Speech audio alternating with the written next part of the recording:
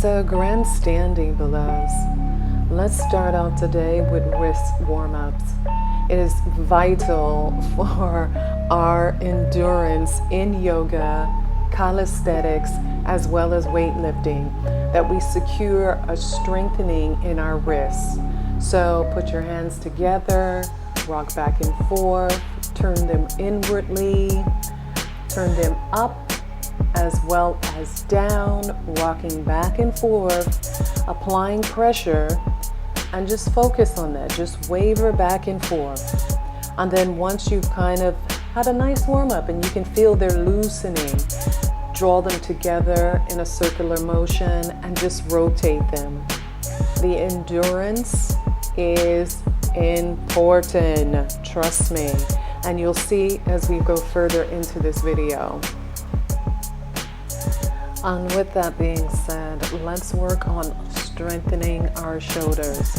You'll see me doing half push-ups, elongated push-ups, just seated. So I'm working only really the shoulder blade as well as my forearm. I'll extend my arms a bit here and there just to kind of release the tension. However, we know we are going to need the strength of our shoulders and our forearms for moving from one posture into the other and posing and having that fluency. So rock back and forth, and you can see all that I'm working is my shoulder blades. And of course, just doing a plank, just kind of hold yourself there a little bit and relax, and then just relax. It's all about your own momentum. So because we've done so much intense work on our shoulders and our arms, let's just expand them a little bit. You know, this is so important with anybody. For myself, my arms are like, you use them in yoga, every part, even when you're thinking you don't need your arms so much, good luck. So the more you can open them up and expand them, the better. So with me lifting my arm, that applies more pressure to the opposite arm or shoulder blade, which also helps you open them up. Now, when we talk about our arms, we cannot forget that we can do a wall exercise. And with this wall exercise, you'll notice that I'm extending my arm outwardly by using the bricks. And it helps the underarm rotate back into the shoulder blade. Of course, we're going to do both sides.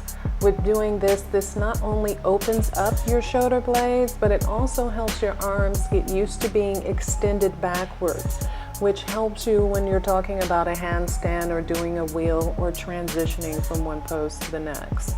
Applying a bit of pressure on each side, allow yourself to shake out that arm, and then of course doing the opposite side. I find that this is really helpful. And so with that being said, when you start to progress, you want to move into a shoulder press. Of course, there's two different versions, really subtle, calm, and just kind of putting the blocks down underneath you and allowing your shoulders to go back.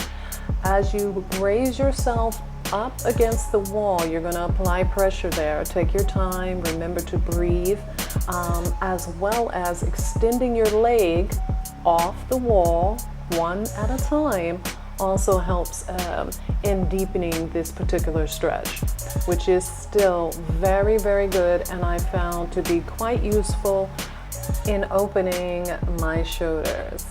There's another way to do this position to deepen it as well, to fully extend your arms underneath your core and push up against the wall. And as you slowly rest into the posture, make sure you breathe slowly and dip. Your shoulders will rotate backwards. So this is quite important. And with all that we have started with in this video of opening up our shoulders and using the warm-ups for our wrists. It helps with our back, arms, and quads when we come to this type of practice of our extensions. So it's really good, again, for the postures, going into the wheel, as well as the camel.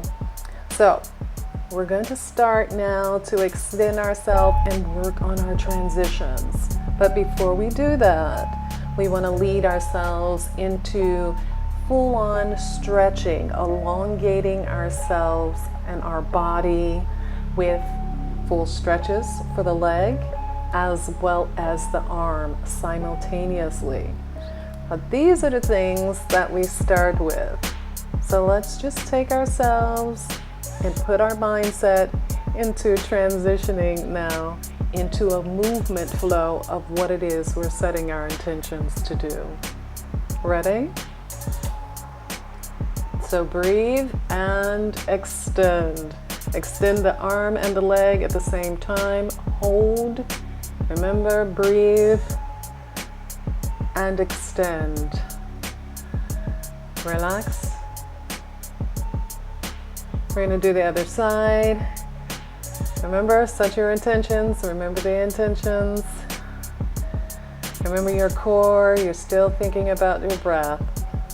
Now, let's start. Transitions, postures, and poses. So with our mindset, let's use those strong forearms and wrist to bring us into our wheel pose. But take your time, allow yourself to slowly move into the position. I always start off slow. I don't care if I know how to do this or not. I take my time and relax in every movement so my body fully enter and understands this is what I want you to do. So up on those toes, just a couple times, and we're gonna move in just to our flow. Yeah? Again, everything is in your thought and intentions, as well as, of course, the technique and your body flowing with you. So elevate, lifting your rear, extending your legs, and think about your intentions. More of that arm, remember the forearm I was talking about, how we would need it, and the extensions. You'll see every drill that we went through is embodied in these next few poses and postures that you'll see me go through. So hold, breathe from the gut, from your core. Allow yourself to come out. See the arm extensions as well as the leg extensions. Breath is everything. Breath is everything. Allow yourself to fall into a motion just so you can start extending your body. Now this area is definitely working my core, my forearms, as well as my legs and my quads. But my shoulders are definitely holding and facilitating these movements.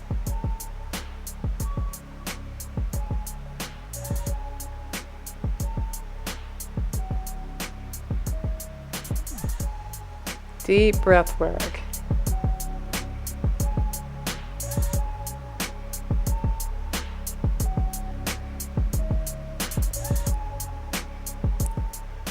And let's just relax. I don't know about you, but this has been a lot. However, we're not finished. We are so not finished. So with that being said, let's embody a posture that has to deal with our forearms, our wrist, our strengthened core, as well as our spine through our neck and our legs.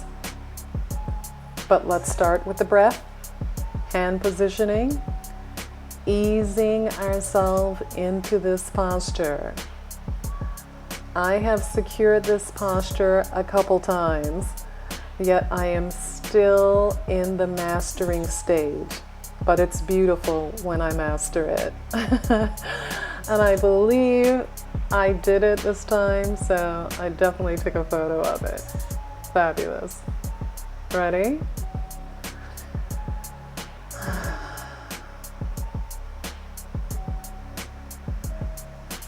Get your bearings. Look at those forearms. Crossing the legs. Again, any movement to allow you to control the breath and get in a balance and center with the self. And being able to hold my head up, but if I go up too high, you fall out of balance. However, I'm pleased that I was able to get a photo of this. Mastering it 5 times and not getting a photo, So let's go into our meditation and our chakra signs, which is all about just tapping into source and being in our divine space. So as we begin, we just want to take a moment, breathe, reflect, and then project. So starting with our root chakra and just staying there in that vibrating color, that red, what does that mean for you?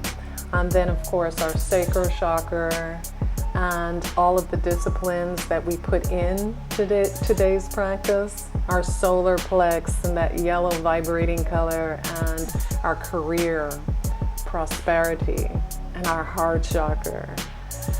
The vibration of our heart stimulates a lot of things. Our throat, we speak. As you can hear my voice now, I'm speaking to you. So may it come across with passion and divine divinity. And of course, our third eye and our crown chakra. Allow yourself to stay in that particular space and pull yourself all the way through back down to the root of you.